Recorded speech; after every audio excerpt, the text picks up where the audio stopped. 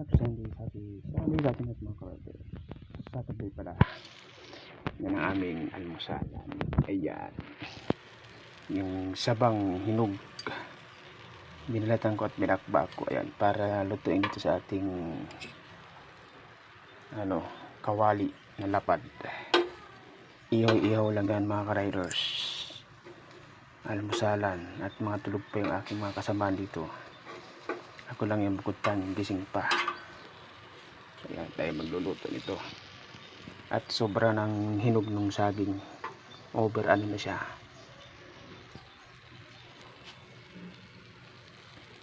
Yan. Pinarito.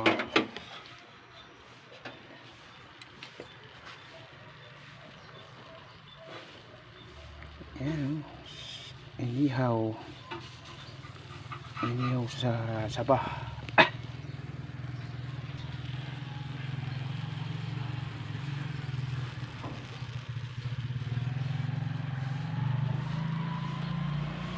Ayan, natapos na po yung ating inihaw na sabah.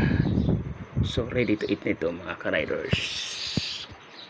Tayo na po, kain tayo. Almusalan natin sabah. Maitim siya kasi nga inihaw. Kain po tayo.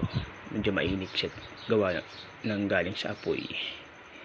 Inihaw natin sa kawali. Cheers. Overcook. Ay, over na siya.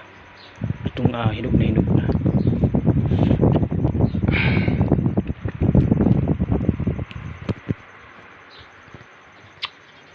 Kain po tayo. Sarap.